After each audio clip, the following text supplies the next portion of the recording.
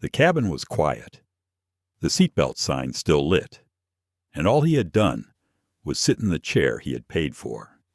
Yet within minutes, Dr. Elijah Monroe, a world-renowned neurosurgeon and CEO, was being escorted down the aisle like a criminal. No raised voice, no broken rule, just a man in first class whose very presence unsettled a system built on silent bias. Now pause for a moment. What if it were you? What if every glance suggested you didn't belong, and the rules bent only to push you out? Would you lower your eyes, accept their judgment, and walk away quietly?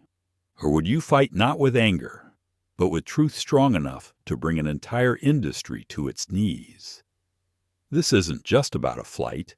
It's about dignity, belonging, and the invisible lines drawn to remind some people of their place. But what happens when the person they try to erase is the very one holding the power to expose them? This is the story of Dr. Elijah Monroe, a story of humiliation turned into accountability, a story of hope born from injustice. If this resonates, please like, share, and subscribe so you won't miss the journey that follows. He hadn't raised his voice. He hadn't broken a rule. He hadn't even asked for anything more than the seat he had paid for. And yet, there he was. Dr. Elijah Monroe dragged out of his first-class seat on Flight 407, his suit jacket twisted under the hands of two uniformed officers, his carry-on left behind in the overhead bin. He wasn't loud. He wasn't a threat. He was just black. The aisle was narrow, lined with strangers who looked away, some with shame, some with relief that it wasn't them. Others stared openly, eyes sharp with the curiosity of people who consume humiliation like entertainment. The only sound was the squeak of polished shoes against the carpet and the occasional metallic clink from a badge swinging as security guided him forward. Elijah didn't resist. He didn't plead. His face was calm, though a storm pressed behind his eyes. The cabin lights shimmered off his skin as if trying to spotlight a spectacle no one asked for. Passengers whispered. A woman clutched her pearl necklace. A man raised his phone, screen glowing as he captured the scene for his feed. Another muttered, "Must have done something wrong," under his breath. But Elijah had done nothing wrong. Minutes earlier, he had settled into seat 1A, adjusting his tie, sliding a leather briefcase beneath the seat in front of him. He had boarded early, quietly, just as he had done countless times on flights across the country. There was nothing unusual except the eyes. From the moment he stepped onto the plane, he had felt them, measuring him, questioning him, wondering what a man like him was doing in a space like this. He carried himself with the steady grace of a surgeon used to long hours and high stakes, his shoulders square, his voice low, his movements precise. But even dignity can't always shield against bias. The truth was, Dr. Elijah Monroe was not only a neurosurgeon, he was also the CEO of Metasphere Health, a medical technology group preparing to sign a $900 million partnership with a national hospital system.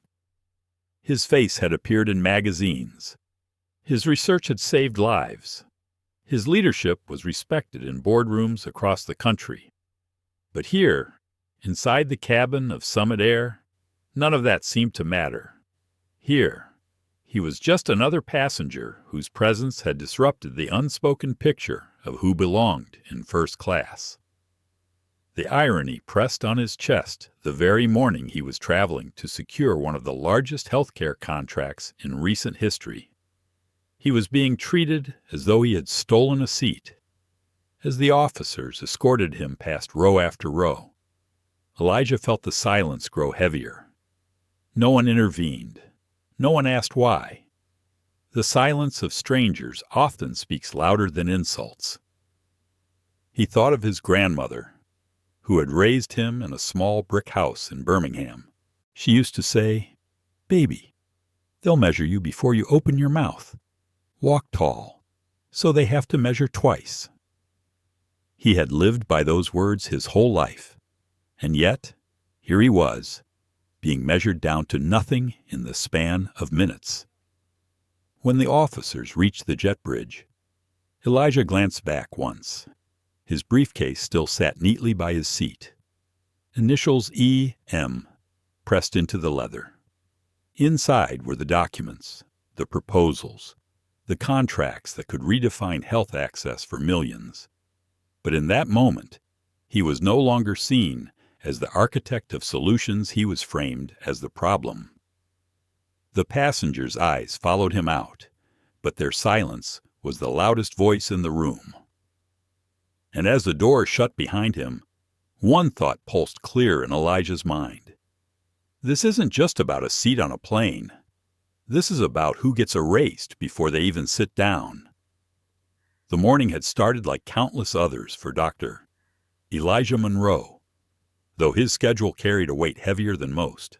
He rose before dawn, as he always did, his body conditioned by years of surgical rotations and executive meetings.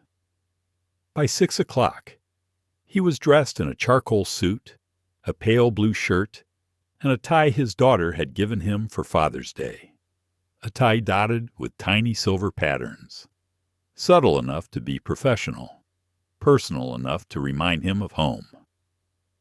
Atlanta's morning air carried a crisp chill as he stepped into the black sedan that carried him to Hartsfield-Jackson International. The driver offered polite small talk, but Elijah's mind was already fixed on the day ahead. The $900 million hospital deal wasn't just another contract. It was a chance to reshape patient access to cutting-edge neuro-AI systems across the nation. If signed, it would expand care to regions that had never seen specialized neurosurgery. To Elijah, it wasn't about money. It was about legacy. He checked his watch, still plenty of time. At the terminal, the familiar buzz of rolling suitcases and overhead announcements greeted him. Travelers bustled through security, families clustered with strollers, business people power-walked toward their gates. It was, on the surface, an ordinary day. Elijah moved with practiced calm, scanning his boarding pass, greeting a TSA officer with a courteous nod. He had long ago mastered the balance of standing tall while moving silently. But ordinary days have a way of shifting in an instant. At gate C-14, a line had begun to snake around the stanchions. The large digital sign above displayed the Summit Air logo and the destination, New York City. Elijah joined the line, his leather carry-on rolling smoothly behind him, initials E.M. glinting faintly on the handle. When it was his turn, he stepped forward to the biometric scanner. The machine chirped once, then flashed red. A flat voice announced, "Identity not verified. Please step aside." Elijah blinked, leaned slightly toward the lens, and tried again. Another red light, another flat rejection. The passengers behind him shifted impatiently, one man exhaling loudly as if Elijah's presence alone had disrupted his timeline. Tyler Brooks, the gate agent, appeared from behind the counter, young, with a sharp haircut and a badge swinging around his neck. He wore the smirk of someone who believed in his own authority a little too much. "Sir, I'm going to need you to step aside for manual verification," Tyler said, his tone polite on the surface, but with an edge beneath it. Elijah met his gaze. "The system should recognize me. My traveler profile has been active for years." Tyler shrugged, tapping the screen. "Sometimes it struggles with certain profiles." His eyes lingered on Elijah's face just a beat too long.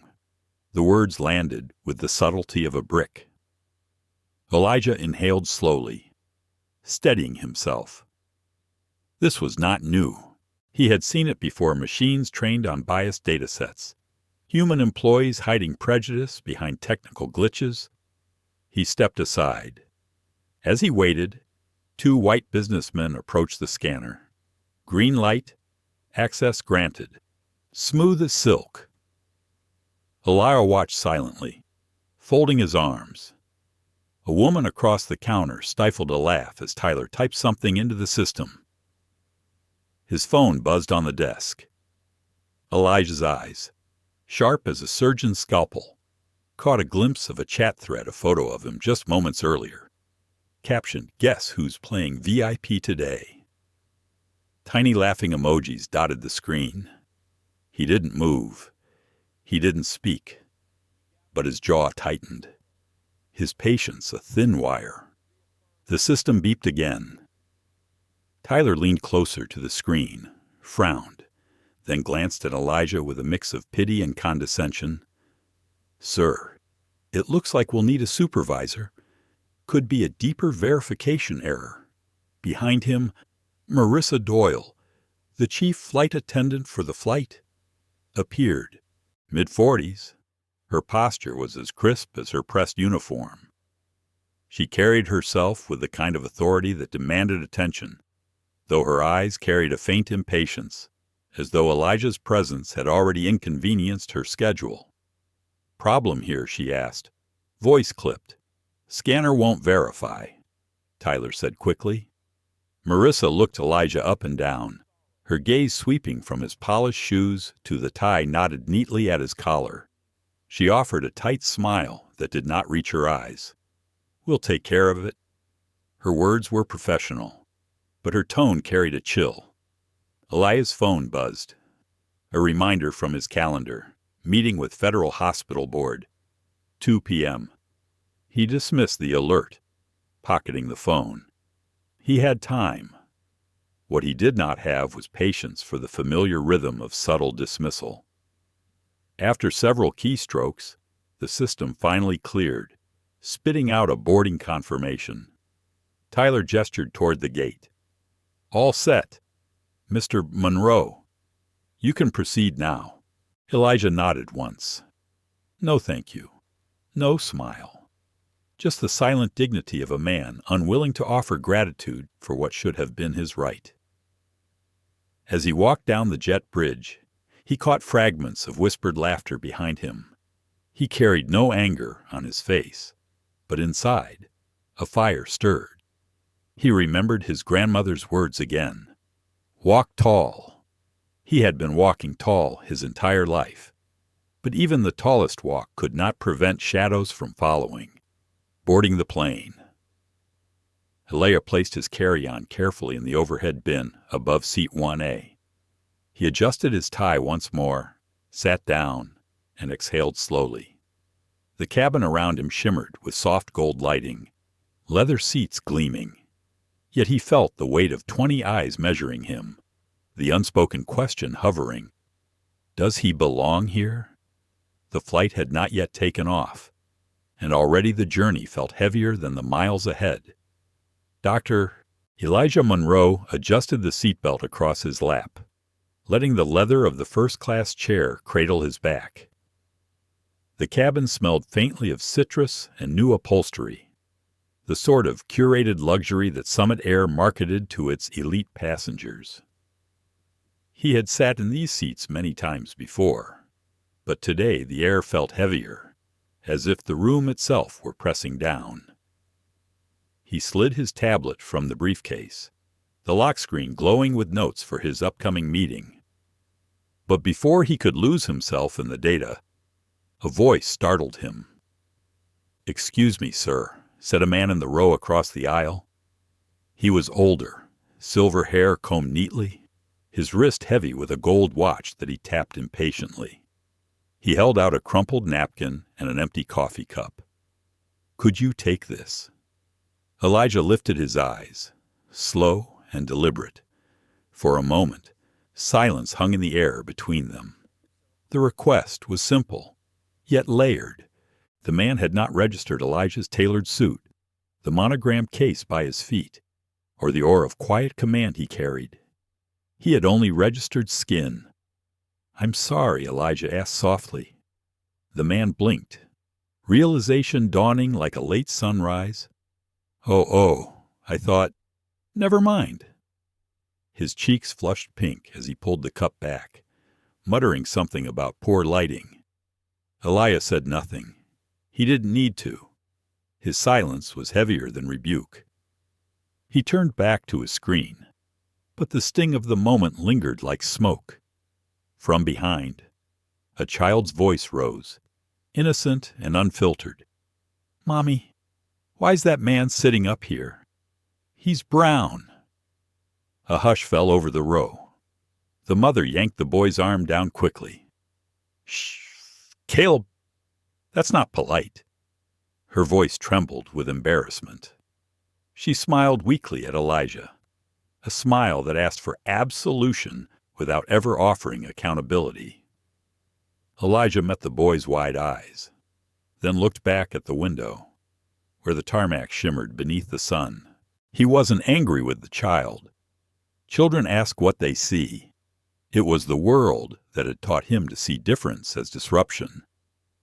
Whispers fluttered like moths in the rows nearby. A woman in pearls leaned toward her husband.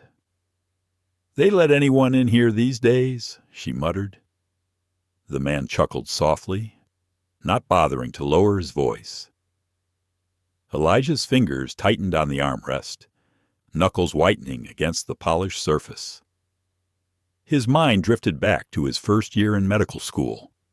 The lecture hall filled with voices louder than his, dismissive of his questions, his answers overlooked until repeated by another.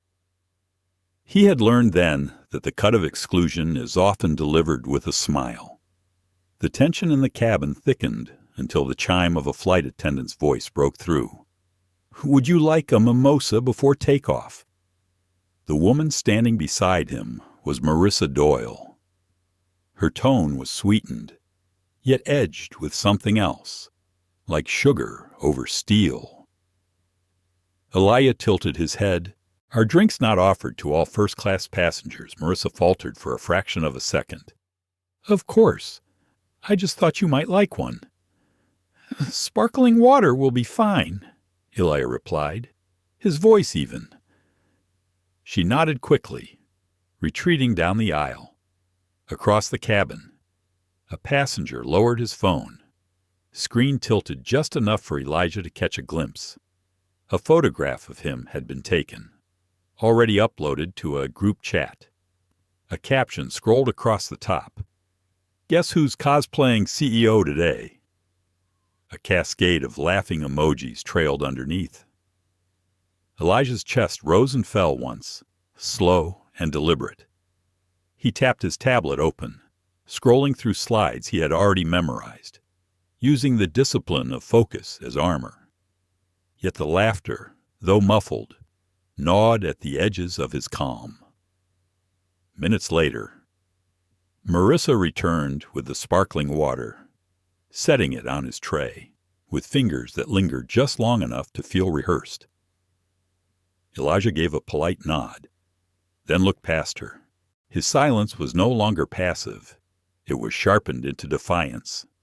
From the corner of his eye, he saw Sophia Nguyen, seated a few rows back. She had boarded quietly, carrying nothing but a small camera bag. Now, she observed the scene with sharp eyes, her phone resting lightly in her hand. A journalist's instinct stirred in her, though Elijah had no idea she existed yet. The cabin hummed with the low murmur of travelers settling in, but beneath that hum ran an undercurrent, a rhythm Elijah knew too well. It was the rhythm of suspicion, of whispers that judge before understanding, of gazes that cut deeper than words. When the captain's voice crackled overhead, welcoming passengers aboard Summit Air Flight 407. Elijah closed his eyes for a moment. He breathed in, steadying himself.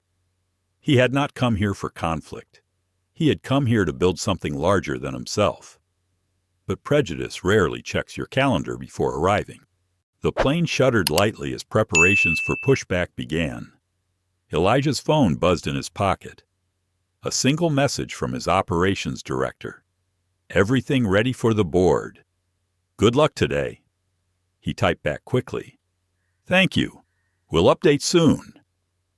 As he slipped the phone away, he noticed Charles Whitman in the row behind him. The lawyer's expression was cautious, thoughtful, as if weighing whether to speak. But he said nothing, only offered a slight nod. Aaliyah returned it faintly, then leaned back, eyes fixed on the aisle. He could feel something building, like static before a storm. The flight had not yet lifted from the ground, but already the stage was set. The hum of the engines deepened as flight attendants moved briskly through the cabin. Doctor. Elijah Monroe adjusted the cuff of his shirt and tried to focus on his tablet. But the low murmur of passengers around him still carried an unmistakable weight. He had learned to ignore whispers, but today the air felt like it was pressing against his skin. 2 rows back. Marissa Doyle lingered by the galley curtain. Her posture was taut. Her voice lowered as she whispered to a younger attendant whose name badge read Holly Reyes. Holly was in her mid-20s, quick with a smirk, phone already in hand. She angled it down as if checking messages, but her thumb hovered over a live-streaming app. Just be careful, Marissa murmured, glancing toward Elijah's seat. We don't need this blowing up. Holly smirked. Relax. People eat this stuff up. A small red dot blinked on her screen. In seconds, hundreds of viewers tuned in.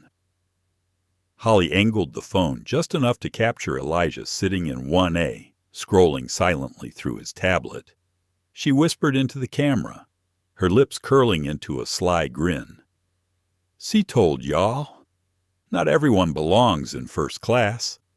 Sometimes affirmative action just buys a ticket. Hearts and laughing emojis poured across the screen. Viewers typed fast. Looks like he's lost. Is he staff? Did he sneak in? The comments blurred, cruel in their speed. Elijah didn't look up, but he felt it. The way silence shifts when someone nearby is mocking you. The way glances linger longer than they should. He turned a page on his tablet, his hand steady, though his pulse quickened. Holly angled the camera back toward herself, lowering her voice to a conspiratorial whisper. Premium seats are for premium guests. Some of us earn them. Others just slip through when no one's looking. More laughter flooded her screen. She tapped a caption across the video. When confidence equals entitlement. From her seat near the back, Sophia Nguyen noticed the glow of Holly's phone. She tilted her head, eyes narrowing. Her instincts sharpened. She had reported on enough injustices to know when something dangerous was unfolding. Quietly, she lifted her own phone and began recording. Her lens caught both Holly's smug expression and the reflection of Elijah on the screen. The cruelty was not loud. It was subtle, coded in humor, disguised as banter. That made it worse. It allowed others to watch without feeling complicit. Elijah caught the reflection of the red recording light in the glass of the cabin wall. He knew exactly what was happening. Without a word, he slipped his own phone from his jacket pocket. A few taps, and his private monitoring app captured the live feed URL. The evidence was stored in a secure folder before Holly even ended her stream. Marissa returned, her tone falsely bright as she addressed Elijah. Dr. Monroe, may I have a quick word with you in the galley? The way she phrased it was not a request. Passengers glanced up again, curiosity flickering like sparks. Elijah stood, his height commanding the narrow aisle, and followed her toward the back, inside the galley. The buzz of the cabin dimmed, replaced by the metallic clatter of trays and the faint hiss of brewing coffee. Holly was there too, phone tucked hastily into her apron. "Dr. Monroe?" Marissa began, her hands clasped. "It seems there's been a seating reassignment. We'll need you to move to row 34E. Elijah's eyes narrowed. Row 34E is economy. It's a passenger configurable seat, Marissa replied quickly, her words practiced. Elijah pulled his phone from his pocket and opened the Summit Air app. His booking still displayed seat 1A. His profile still showed Elite Premier status. But now, a red alert glared beneath it. Flagged for secondary review. Disruptive conduct. His voice was low, even, but sharp as glass. Disruptive conduct. I've sat in silence since boarding. Marissa avoided his eyes. Sometimes the system makes errors. It's nothing personal. Elijah leaned closer, his presence filling the narrow space. It's always personal. Someone entered this manually. Who flagged me neither Marissa nor Holly answered. Their silence was answer enough. He exhaled, long and deliberate. Then, without raising his voice, he said, I am returning to my seat. If you wish to escalate, you'll need to restrain me in front of every passenger. For a beat, no one moved. Marissa's lips parted, but no sound came. Finally, she stepped aside. Elijah walked back down the aisle, his posture straight, his silence louder than any protest. Passengers turned away. Others stared, but none spoke. Charles Whitman met his eyes as he passed, offering the faintest nod, a silent acknowledgement that something was deeply wrong. When Elijah sat again in 1A, he opened his tablet as if nothing had happened. His fingers trembled, only slightly. 2 rows back, a man whispered to his seatmate. He's making it a race thing. His companion shook her head. No, they're making it one. Elijah ignored them, his gaze fixed on the window, where sunlight poured across the tarmac. The reflection staring back at him was calm, composed. But beneath the surface, a fire grew hotter. The plane had not yet left the gate, but the cabin's atmosphere had shifted into something brittle, ready to crack. Doctor? Elijah Monroe sat rigid in his seat, his tablet open on the tray table. Though his eyes barely scanned the words glowing on the screen, his mind was elsewhere, processing every detail with the precision of a surgeon examining an X-ray for hairline fractures. He could feel the storm circling closer. Marissa Doyle's voice came again, this time from the intercom, cheerful in tone but firm in intent. Ladies and gentlemen, we ask for your cooperation as we finalize boarding and review seating assignments. The message was general, but Elijah felt the weight of its aim. He looked at the red alert still displayed on his phone. Flagged for secondary review. Disruptive conduct. He replayed the sequence in his head. He had said nothing. He had done nothing. The only disruption had been his presence. From the galley, Holly Reyes whispered urgently to Marissa, her eyes darting toward Elijah. The video's already getting traction. People are commenting. What if someone recognizes him? Marissa's jaw tightened. Then we keep control. No matter who he is. Procedures are procedures. Elijah caught fragments of their conversation as they passed down the aisle. He let his gaze drift, steady and unreadable. Though inside his thoughts spun, he could speak up. He could announce his title, his credentials, the partnership Summit Air itself had been negotiating with Metasphere Health. He could wield his identity like a shield. But a quieter voice in him argued otherwise. Why should he have to? Why must every room demand proof of worth before granting basic respect? Why should his dignity be conditional, balanced on the precarious acceptance of strangers? His fingers tightened on the tablet. the screen dimming as the device idled.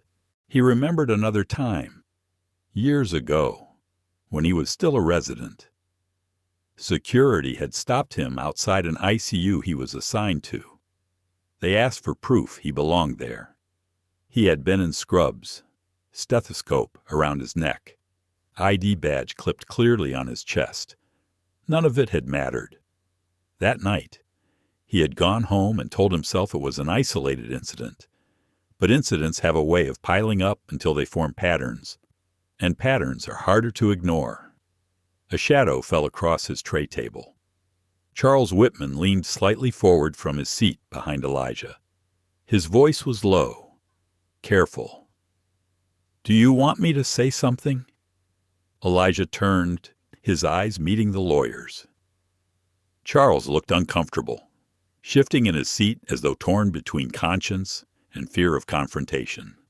"No," Elijah said quietly. "Not yet." Charles nodded, retreating, guilt flickering across his face. Sophia Nguyen, a few rows back, kept her phone steady. Her recording captured more than faces. It captured the tension, the silence, the discomfort that rippled through the cabin like an undercurrent no one wanted to acknowledge. Minutes later, Marissa returned, her smile taut, her clipboard clutched like a shield. "Dr. Monroe," she began, her tone rehearsed. "For operational reasons, we need you to relocate to row 34E. It will only be temporary." Elijah's gaze sharpened. "My boarding pass says seat 1A. Yes, but the system flagged." He cut her off. His voice was soft, but steel threaded through it. "The system doesn't breathe. Someone made that choice. Who was it?" Holly shifted uncomfortably beside her, but Marissa pressed on. "It's not about you personally. We just need to ensure compliance." Elijah set his tablet aside, folded his hands together, and leaned slightly forward. "Let me be clear. I paid for this seat. I booked it weeks ago. I've made no disturbance. The only thing that has happened is that you've mistaken my presence for disruption." His words carried across the aisle. A few passengers shifted uneasily. Others pretended not to hear. Marissa's smile cracked. Only for a second. "Sir, please understand. We're just following protocol." "Protocols are written by people," Elijah replied, "and people decide when to weaponize them." The silence that followed was thick enough to feel. Marissa stepped back, whispering something to Holly before disappearing toward the galley. Holly lingered just long enough to glance at Elijah, her expression flickering between defiance and unease. Elijah leaned back, exhaling slowly. His mind wrestled with two instincts. The first told him to endure, to let the moment pass, to avoid giving them ammunition. The second whispered that silence had never saved anyone. It only fed the system that thrived on it. He tapped a message into his phone, sending it to his operations director. "Flag misuse detected. Prepare trace." Then he slid the phone back into his pocket. The plane remained at the gate, but inside, the walls seemed to close tighter around him. The whispers continued, the stares lingered, and the fire inside him grew hotter, steadier. He was not loud. He was not disruptive, but he was done being silent. The cabin door had not yet closed when two uniformed security officers stepped onto the aircraft. Their dark jackets bore the Summit Air insignia. Their radios crackled softly at their sides. Conversations in the cabin fell quiet, replaced by the uneasy hush of anticipation.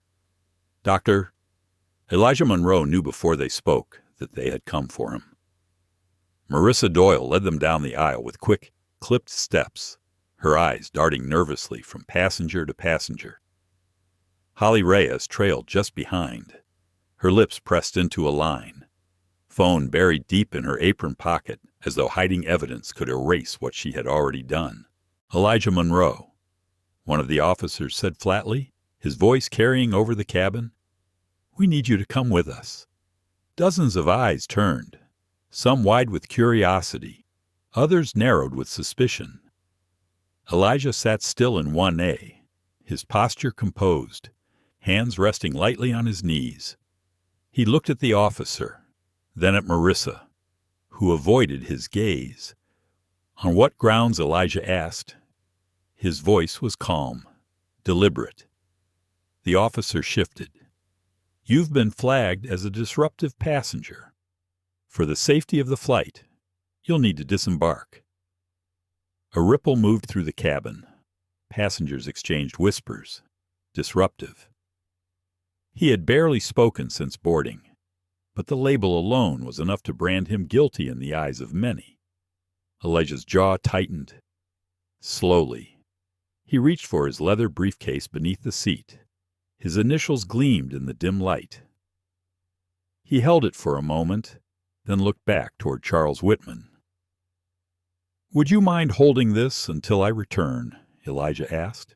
The lawyer blinked, startled, then nodded. "Of course." His hand closed around the handle with an unspoken promise. Elijah rose. His height filled the narrow aisle, his presence commanding, despite the humiliation pressing in around him. The officers flanked him, guiding him forward. He did not resist, did not raise his voice. He moved with the steady grace of a man who understood that dignity, once surrendered, is difficult to reclaim. The aisle felt longer than it ever had before. Each row became a gallery of silent witnesses. A woman clutched her handbag closer, as though proximity alone endangered her. A man muttered, knew it, under his breath. A teenager raised his phone, recording with eager eyes. But there were others. Sophia Nguyen's camera caught every second, her expression firm, determined. She had seen injustice before, but something about Elijah's quiet composure struck deeper. She knew this wasn't just another viral clip. It was a story that demanded telling. Caleb Johnson twisted in his seat, tugging at his mother's arm. "Mommy, why are they taking him? He didn't do anything." His small voice cut through the silence. His mother hushed him quickly, eyes downcast, but the boy's question lingered in the air. Elijah heard it. The innocence, the clarity. He wanted to turn back, to reassure the child, but the officers urged him forward. His polished shoes squeaked softly against the carpet. The metallic swing of a badge clinked in rhythm with each step. Near the front, Marissa stood stiffly by the galley, avoiding eye contact as he passed. For a brief moment, Elias stopped beside her. His voice was low enough for only her to hear. "You know the truth," he said evenly. Marissa's throat bobbed, but she said nothing. The officers led him off the plane, past the threshold of the cabin door and onto the jet bridge. The cool air from the terminal brushed against his face, sharp against the heat that burned in his chest. He glanced back once, just long enough to see the cabin door close behind him. His briefcase remained in Charles's care, a silent witness to everything he had lost in that moment. The walk down the jet bridge was lined with silence, broken only by the hiss of air conditioning vents and the murmur of distant announcements. Elijah's thoughts flickered his grandmother's words, his daughter's laughter, the meeting that awaited him in New York. He carried them all like fragile glass, steadying himself against the weight of humiliation. In the waiting area, a few passengers looked up, startled by the sight of him escorted by security. One woman pulled her child closer. Another man lifted his phone to snap a photo, curiosity outweighing empathy. The officer stopped near a side door. One spoke into his radio, words curt and bureaucratic. Passenger Monroe removed, awaiting supervisor clearance. Elijah stood still, his breathing measured. His dignity was intact, but each second pressed against him like a reminder of how quickly perception could turn a man into a threat. He thought again of the label stamped across his profile. Disruptive. The word echoed in his mind. Hollow and absurd.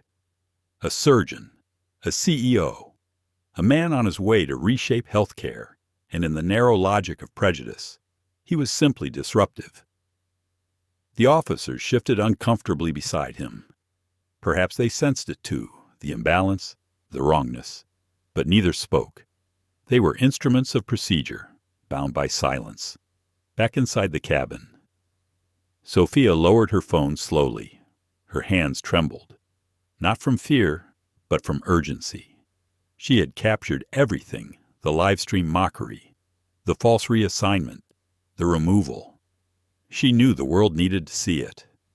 Charles Whitman still held Elijah's briefcase, his expression grave. For the first time in years, the lawyer felt the sting of complicity, the cost of silence. Caleb leaned against the window, eyes wide, repeating softly to himself, "He didn't do anything." On the jet bridge. Elijah straightened his shoulders, refusing to bow beneath the weight of humiliation. The fire inside him had shifted. It was no longer the restless burn of anger. It was something steadier, sharper, a resolve hardening into steel. This was no longer about a seat on a plane. It was about the story they were writing of him, a story he had not chosen, but one he would now reclaim. The supervisor who had been called to meet the officers finally appeared at the end of the jet bridge. His suit was too sharp for the hour. His tie knotted perfectly, but his expression faltered when his eyes fell on Elijah Monroe. He glanced at the tablet in his hand, then back to the man who stood calm but unyielding, flanked by two officers who seemed more uncertain by the minute. "Dr. Monroe," the supervisor said, his voice wrapped in false politeness. "I'm afraid we've had some concerns raised about your ticketing, credentials, and behavior on board. We'll need to clear those before you can continue travel." Elijah's gaze cut through him. "Concerns?" he asked evenly. "What exactly have I done that warrants removing me from a seat I purchased at full fare?" The supervisor shifted, searching for an answer. "Our system registered a flag," he said finally, tapping the screen of his tablet. "It indicates Elijah raised a hand. Stop." His voice wasn't loud, but it carried the weight of command. That flag was entered manually. It wasn't generated by any automated system, and I know this because I helped design the protocols that govern those systems. The supervisor blinked, confused. The officers exchanged glances. Elijah reached slowly into his jacket pocket, pulling out his phone. With a few swipes, he opened a secured application shielded by encryption layers beyond the comprehension of the average administrator. The screen glowed with streams of code, access logs, and timestamps. "You don't recognize this dashboard," Elijah said, holding the phone where they could see. "But your operations center does. Every manual override, every improper flag, every misuse of the verification system is logged here." And this he tapped once. The data expanding to reveal the exact entry was keyed in at 7:42 p.m. by staff ID Doyle M. The name lingered like smoke. The supervisor's composure cracked. One of the officers muttered, "That's the lead attendant." Elijah's eyes sharpened. "Exactly. Your employee marked me as disruptive with no basis. She and others mocked me, live-streamed me, and then colluded to erase my place on that plane. That's not a glitch. That's intent." Passengers who had gathered near the gate began whispering, phones raised, catching every word. A man in a baseball cap whispered, "He's showing receipts?" A woman gasped as Elijah zoomed in on the log entry, the initials glowing unmistakably. The supervisor's throat tightened. "Dr. Monroe, perhaps we can discuss this in a private lounge." "No," Elijah cut in, his tone precise as a scalpel. "We'll discuss it here, in the open, with witnesses. Because for too long, what happens in private rooms gets buried under paperwork. Not tonight." The officers stepped back slightly, no longer sure if they were escorts or bystanders. One muttered into his radio again, but static filled the channel. Elijah's phone buzzed quietly in his palm. A message flashed from an encrypted contact, lockout protocol engaged, Summit Air Ops frozen. Awaiting further instruction, he slid the phone back into his pocket, his expression unreadable. "Here's what's happening," Elijah said, his voice calm but resonant, carrying across the waiting area. "At this very moment, your systems are under audit. Every biased flag, every discriminatory override, every slur-laced channel you thought was hidden, it's being preserved and reviewed. And when the board wakes up tomorrow, they'll learn that the airline they trusted to uphold standards of equity chose to drag a surgeon and CEO off a plane for daring to exist in first class." The crowd stirred. A few clapped softly. Others shook their heads in disbelief.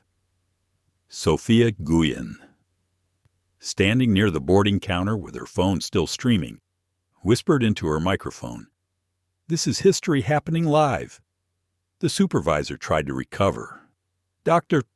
Monroe, if you'll just—" But Elijah's phone buzzed again. He checked it quickly. A new message, brief and lethal, 900 Maymotor contract suspended. Official notice to follow. Metasphere Board. He lifted his eyes, pinning the supervisor in place. "Do you understand what you've just cost your company? That deal was hours from being announced. $900 million in health logistics, gone because you allowed bias to dictate policy." Gas rippled through the crowd. Even the officers froze, the weight of the number sinking in. Elijah inhaled slowly, grounding himself. The anger that had smoldered since the scanner failed, since the whispers in the cabin, since the live stream mockery, it was no longer a storm. It had crystallized into something sharper. A weapon. Yes, but one wielded with purpose. "This isn't about me being inconvenienced," Elijah continued, voice steady. "It's about a system that sees someone like me as a problem before it ever sees me as a person. And now, that system will be held accountable." For a long moment, silence filled the terminal. Then Caleb Johnson's voice, small but clear, rose again. "See? Mommy, I told you he didn't do anything." The boy's words cut through the tension, innocent but undeniable. The crowd's energy shifted. Some passengers nodded. Others murmured agreement. The tide of perception was turning, and Elijah stood at the center not as a man accused, but as a man exposing truth. The supervisor's tablet beeped frantically, notifications flooding, his face drained of color. They're locking us out," he muttered. Elijah stepped closer, his presence towering. "No, I'm locking you out, because you tried to erase me. And when you erase the wrong person, sometimes the whole system erases with them." The terminal buzzed with the kind of restless energy that only comes when ordinary people sense they are standing inside a moment much larger than themselves. Dozens of phones were raised, recording everything. Social media notifications chirped across the concourse like birds at dawn. By the time the first news alerts hit national feeds, Summit Air executives were already scrambling, their polished shoes echoing across marble floors as they converged on the gate. At the center of it all, Elijah Monroe stood with the officers, his posture straight, his face calm but unyielding. He hadn't raised his voice once, yet the entire room seemed to orbit around his presence. The supervisor clutched his tablet like a shield. his hands trembling as new alerts continued to flood the screen. The glass doors to the VIP corridor opened, and 3 executives strode through, their expressions stretched tight with panic. One was a woman in a tailored gray suit, her hair pinned in a severe bun, the kind of presence that screamed corporate triage. Beside her walked a man with silver-framed glasses, his phone pressed to his ear, whispering frantically into the receiver. The third, younger but clearly high-ranking, carried a leather folio like it was a lifeline. The woman was the first to speak. "Dr. Monroe," she said, her tone layered with urgency. "We need to step into a private lounge and resolve this before the situation escalates further." Elijah looked at her, then at the growing crowd of passengers who were no longer just bystanders, but witnesses. "It's already escalated," he replied evenly. "And I will not step into a back room where accountability disappears into legal spin. Whatever you have to say it here." The crowd murmured approval. Sophia Nguyen's live stream feed ticked upward thousands, then tens of thousands of viewers. Comments poured in so fast she could barely keep up. "This is history. Stay strong, doctor. Don't let them silence you. Watching from Chicago, we've seen this too many times." The executive with the silver glasses removed them, rubbing his temples. "Dr. Monroe, this isn't necessary. We can compensate you. Restore your seat and ensure this is never repeated." Compensation. Elijah's voice cut through the air like glass breaking. "You dragged me from a plane, humiliated me in front of strangers, mocked my very right to sit where I paid to sit. And you think this is about compensation?" He took a step forward, his presence towering over the executive. "No. This is about a culture that marked me as a threat the moment I walked through your scanner. And now, that culture is on trial." The younger executive with the folio cleared his throat, his voice softer, almost pleading. "Dr. Monroe, please understand, we are under immense pressure. If this continues, it could destabilize the airline itself. Investors are watching. Media is already reporting. This could spiral." Elijah tilted his head. "Good. Let it spiral. Maybe the world should finally see how fragile your systems are when held up against truth." The officers shifted uneasily. They had started this evening as enforcers, but now they looked like men caught in a storm far beyond their command.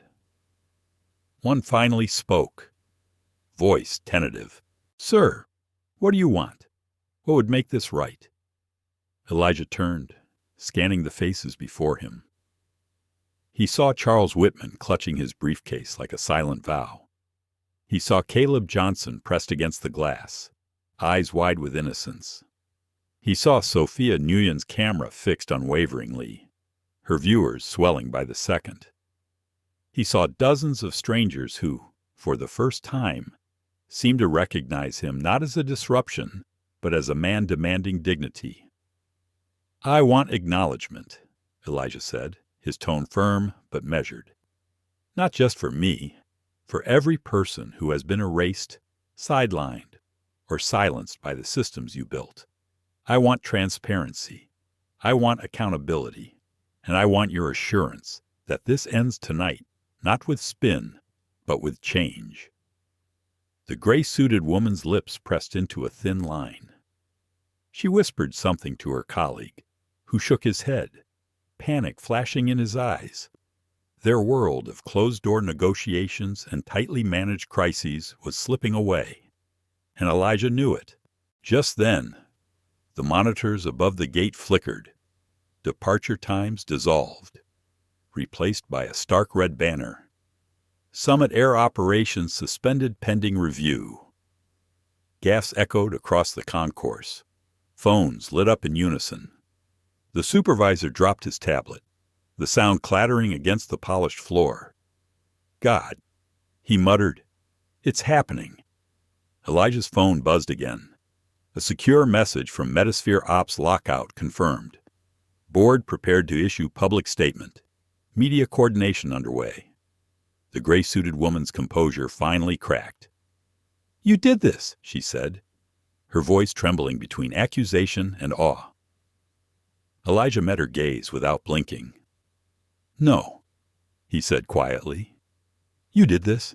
You gave me no choice."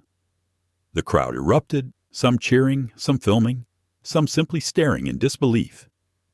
Sophia's livestream comments exploded. "He shut down the airline. This is bigger than one man. Justice in real time." Caleb tugged at his mother's sleeve again. "Mommy, is he a superhero?" he whispered. His mother's eyes glistened as she looked at Elijah, then back at her son. "Maybe," she said softly. "Maybe he is." The executives huddled together, frantic whispers passing between them.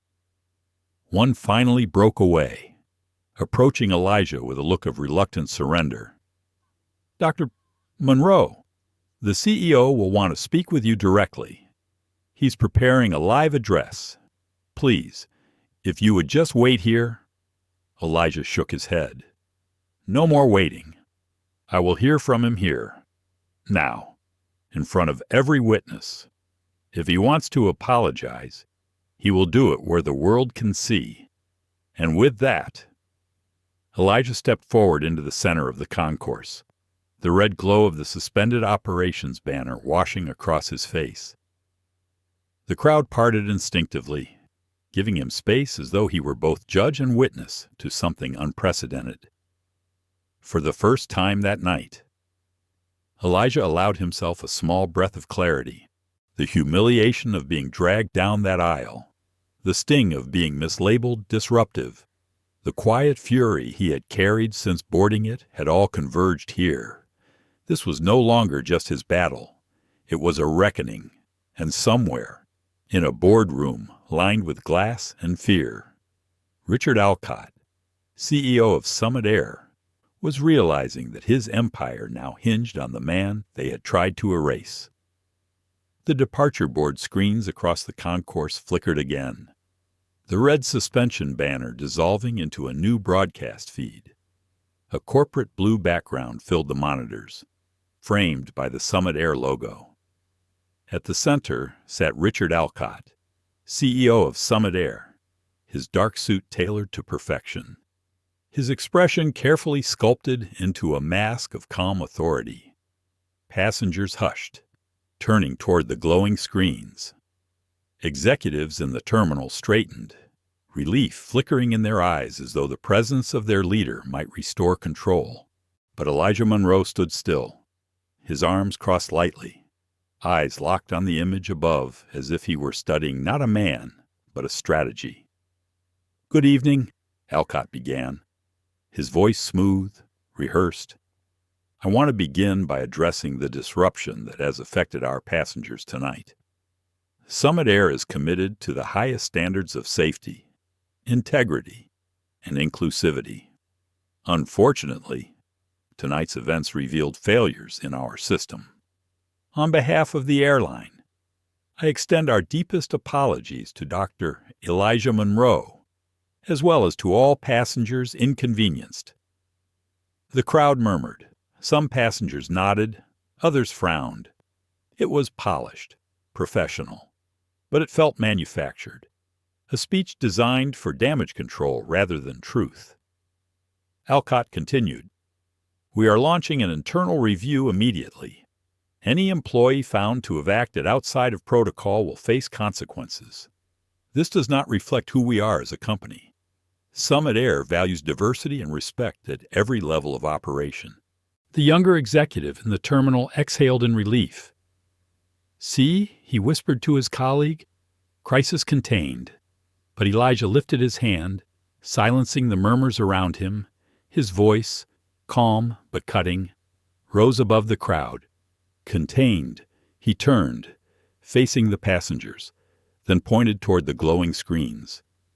"That speech is not an apology. It is a performance." Dozens of phones tilted back toward him.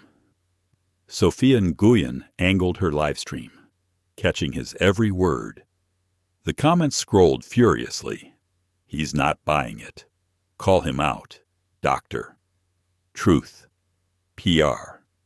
Elijah stepped forward, positioning himself beneath the monitors so that the crowd's eyes shifted between his figure and Alcott's face above. He speaks of inclusivity while his employees live stream my humiliation. He speaks of respect while I was dragged from a seat I purchased lawfully. He calls this a system failure. But let me show you what really happened. He pulled his phone from his pocket and swiped swiftly. The screen glowed bright as he mirrored it to the nearest monitor with a secure override. Gas erupted as the corporate feed froze, then shrank to a corner, replaced by a split screen of logs, messages, and video captures. The first video played Holly Reyes, holding her phone just low enough to mock Elijah into a live stream. Her smirk unmistakable as the caption when affirmative action gets bold scrolled across. Laughter and emojis poured across the feed. The passengers gasped audibly. Next came the system logs. Elijah zoomed in on the timestamp, 7:42 p.m. Entry keyed by Doyle M. Manual flag. Disruptive passenger. Secondary review required. The evidence glowed. Undeniable. The terminal erupted in whispers. One passenger muttered, "My God, they really set him up." Another shook his head, and they called it a glitch. Elijah raised his voice. This isn't a failure of code. This is a failure of culture. A culture that assumes someone who looks like me does not belong in 1A. A culture that arms bias with technology and calls it procedure. The CEO's polished mask cracked. He shifted visibly on the screen, lips parting as though searching for words that had not been scripted. "Dr. Monroe, if we could discuss this no more," Elijah interrupted, his tone precise as steel. "We will not discuss it behind closed doors. We will confront it here, with every passenger, every camera, and every witness as evidence." The crowd stirred, their energy shifting like a tide pulled by the moon. Caleb Johnson's small voice rose again, cutting through the chaos. He's right. They lied about him. His mother tried to hush him, but it was too late. The child's words had landed, echoing across the concourse like truth from an uncorrupted source. Sophia's live stream comments exploded. "Even the kid sees it. You can't spin this anymore. Accountability now?" Elijah stepped closer to the crowd. "You see, power counts on silence, on people turning away, on whispers behind closed doors. But tonight, you all saw it, and no speech can erase what's been witnessed." The supervisor on the floor looked pale, his dropped tablet now buzzing endlessly with alerts he no longer dared touch. The gray-suited woman clenched her fists, realizing no amount of corporate polish could undo what had just been exposed. Elijah turned back to the screen, locking eyes with Alcott as though piercing the distance between them. "You talk about who you are as a company, but tonight, the world has seen who you are, and no amount of public relations can rewrite that." Alcott swallowed visibly, his hand tightening around the edges of his desk. For the first time in his tenure as CEO, control was slipping not to a boardroom rival, not to investors, but to the very passenger they had tried to erase. Elijah lowered his voice, but every word carried, "If you want to prove this is not who you are, then don't apologize to me. Apologize to the boy who watched you drag me away. Apologize to the passengers who saw you weaponize systems against truth. Apologize to the millions watching who have lived this same story, day after day, in offices, schools, and streets. Apologize to them, or admit that this is exactly who you are." The silence that followed was suffocating. Even the hum of the airport machinery seemed to fade. For the first time, Richard Alcott's composure shattered. His eyes darted, his jaw clenched, and then, "Live on every screen," he faltered. His words stumbled. I will return shortly." The feed cut to black. The concourse erupted not in chaos, but in recognition. Cheers mingled with shouts. Phones rose higher, capturing every angle. Sophia's voice shook with adrenaline as she narrated into her feed. The CEO just walked away. He had no answer. Elijah stood still, breathing evenly. The storm inside him had not calmed, but it had sharpened. Tonight was no longer about survival. It was about truth, laid bare for all to see. The monitors above the concourse remained black after Richard Alcott's abrupt exit, their empty glow reflecting the stunned faces of passengers. For a moment, the silence in the terminal was absolute, heavy, as though the air itself was waiting. Then voices erupted questions, anger, astonishment. Phones rang out with alerts. Reporters pushed through the crowd, and strangers who had been hesitant minutes before now spoke openly, their voices cracking the shell of fear. Charles Whitman rose from his seat, clutching Elijah Monroe's briefcase tightly. His usually measured tone carried uncharacteristic heat as he turned to the executives huddled by the glass wall. "You think this ends with a cut feed? You think you can just unplug accountability?" His words were not shouted, but each one landed with the force of a verdict. The crowd murmured agreement, emboldened by his sharpness. Sophia Nguyen, her live stream numbers spiking into the hundreds of thousands, narrated breathlessly. "Viewers, you saw it. The CEO couldn't withstand the truth. He walked away. And here in this terminal, people are speaking out. This is no longer one man's fight. It's everyone's." Passengers who had kept their heads low began raising their voices. A woman in a green scarf stepped forward. "I watched them take him. I didn't speak, and I regret it. But tonight, I want to say it. They targeted him because of his skin." Her voice cracked, but she didn't falter. A man near the gate, middle-aged with tired eyes, nodded slowly. "I whispered to my wife that he didn't belong in first class. I said it because I believed it, and I was wrong. I see that now. I was part of the silence that let this happen." His words trembled, his hands gripping the strap of his carry-on like a lifeline. The crowd leaned in. Some eyes were wet, others wide, but all were listening. The honesty was contagious, the unmasking of prejudice raw and unedited. Caleb Johnson tugged at his mother's sleeve again. "Mommy, can I say something too?"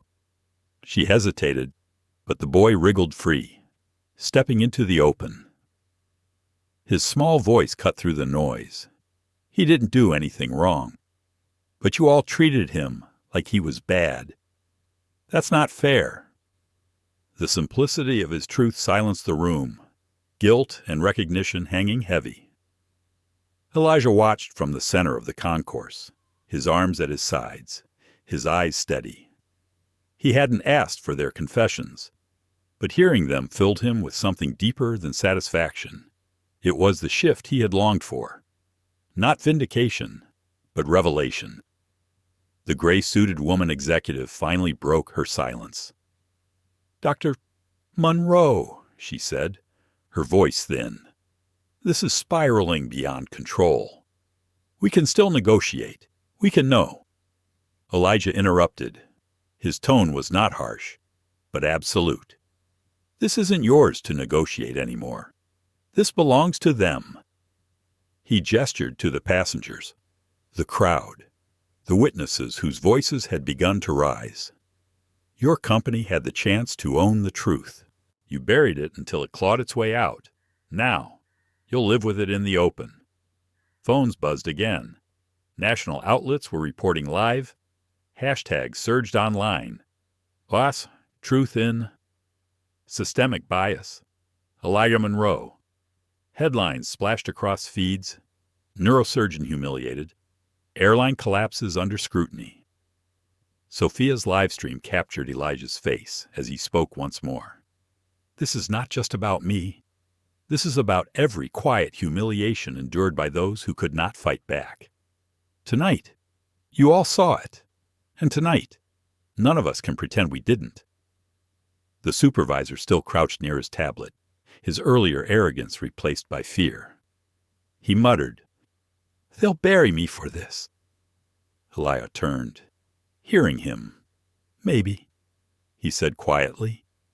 "Or maybe you'll finally learn what it means to stand up instead of comply." Across the terminal, a group of young employees in Summit Air uniforms huddled near the service desk. One, barely in his 20s, raised his hand hesitantly. "Dr.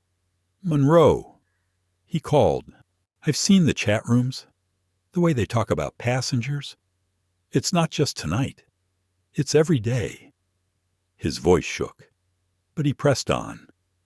"I'll testify. I'll hand it all over." The executives spun toward him, faces sharp with betrayal. But the boy did not back down. The crowd's energy surged, a swell of recognition that the cracks were widening too fast to be sealed. Sophia lifted her camera higher, her voice trembling. "Did you hear that a whistleblower, Liv, admitting systemic bias in Summit Air operations? This is bigger than we imagined."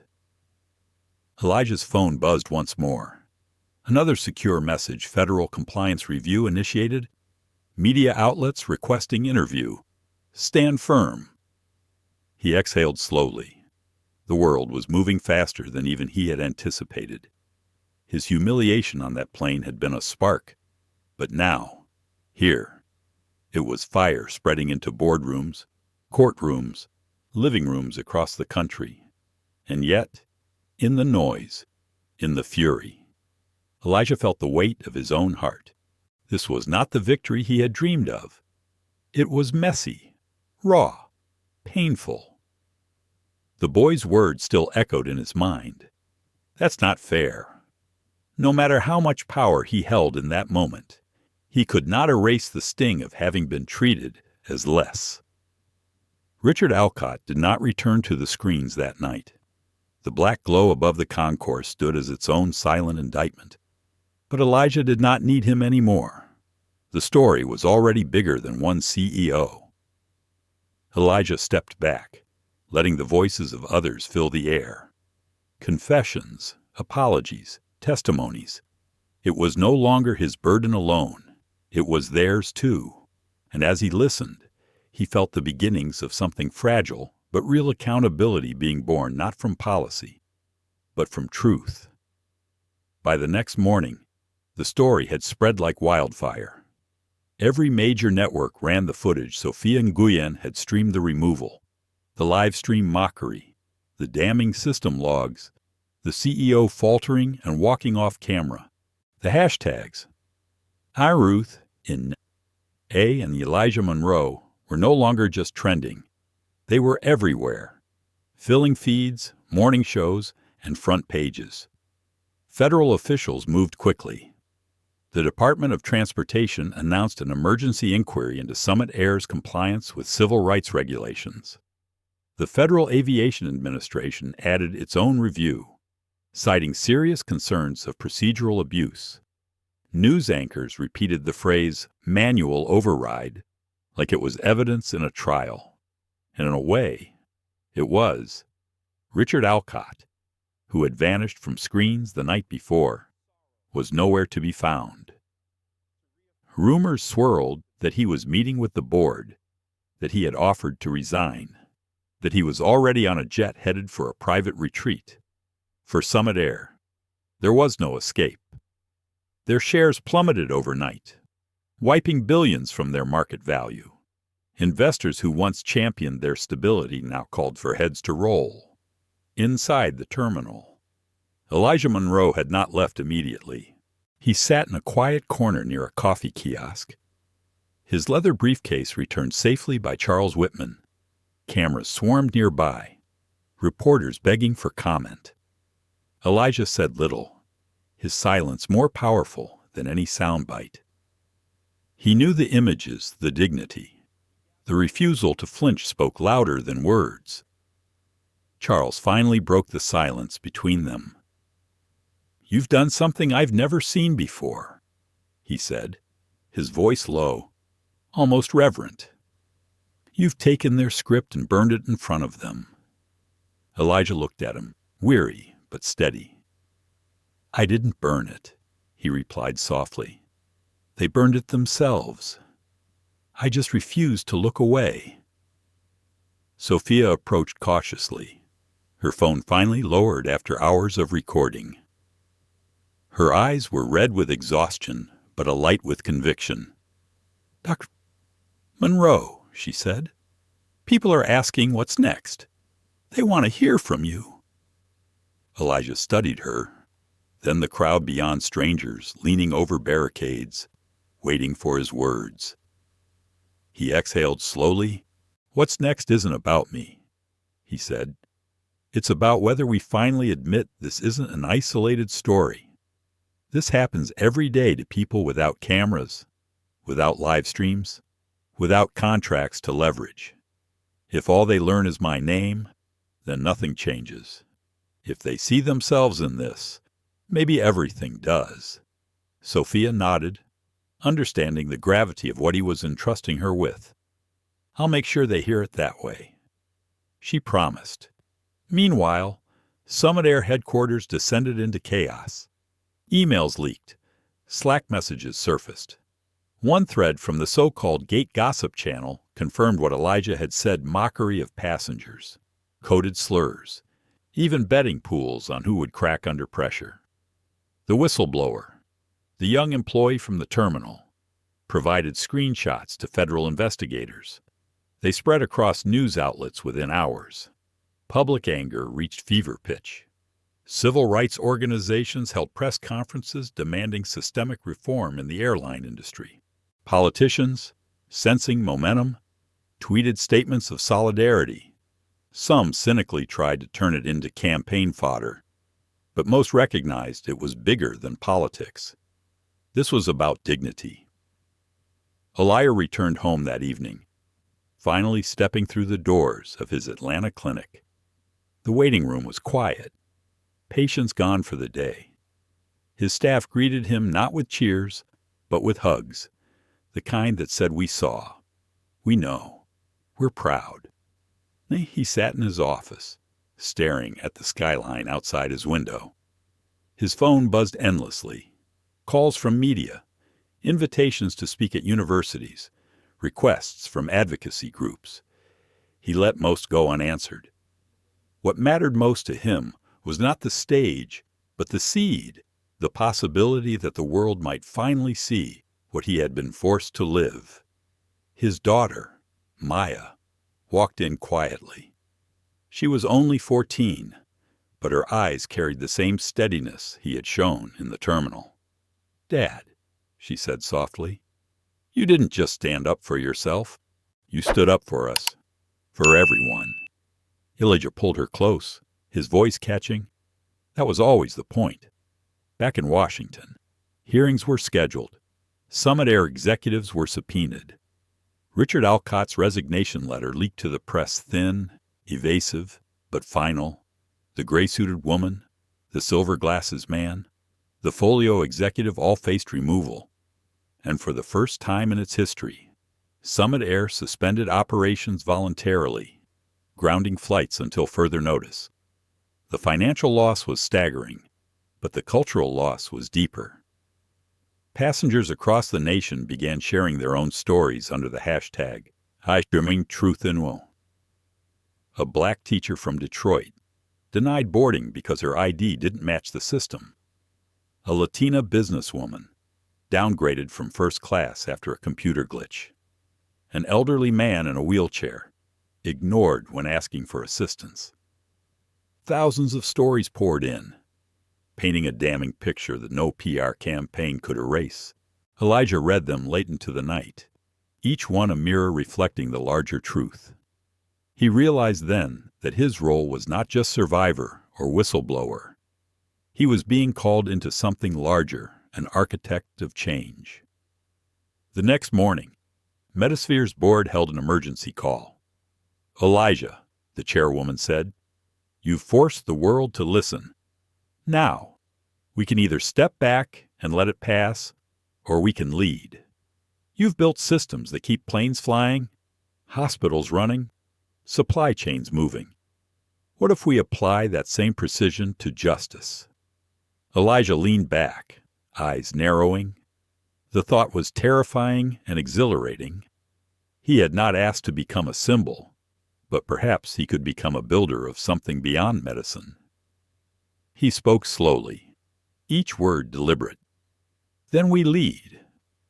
Not with anger, not with spectacle, but with accountability. Real accountability. The kind that rewrites the systems from the inside." The board agreed, and so began the first steps toward what the media would soon call the Monroe Doctrine, a framework for equity protocols in corporate infrastructure, binding technology to the values it claimed to serve. But for Elijah, it was never about doctrines or headlines. It was about Maya, about Caleb Johnson, about the passengers who had whispered apologies into microphones, about the boy who had tugged on his mother's sleeve and said what no executive could admit: "That's not fair." The fallout was systemic. Yes, federal reviews, resignations, cultural reckonings, but the real victory was quieter. The shift in ordinary hearts, the confessions, the courage to finally speak. Elijah knew reform was a long road, filled with resistance and backlash. But for the first time in a long time, he felt hope. 2 months later, the stage lights at a packed auditorium in New York glowed warm against polished wood. The event had been billed not as a conference, but as a gathering, a space where truth and reform could share the same roof. Rows of chairs were filled with policymakers, executives, teachers, nurses, and students, ordinary people who had followed every step of Elijah Monroe's story. At center stage, a single podium waited. Behind it, a screen displayed the words "Dignity in Action."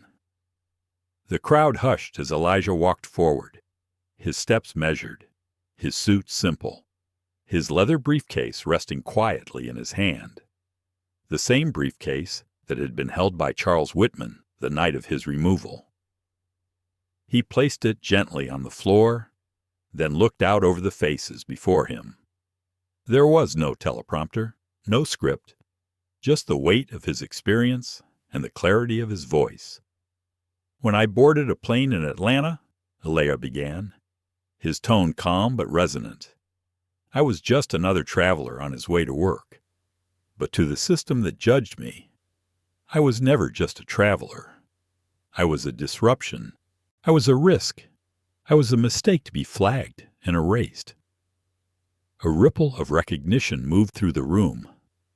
They dragged me down an aisle not because I shouted, not because I threatened, but because I existed in a space they did not believe I belonged. And when they did, the world saw not just my humiliation, but theirs. He paused, letting the silence settle. But what matters is not what happened to me. What matters is what it revealed.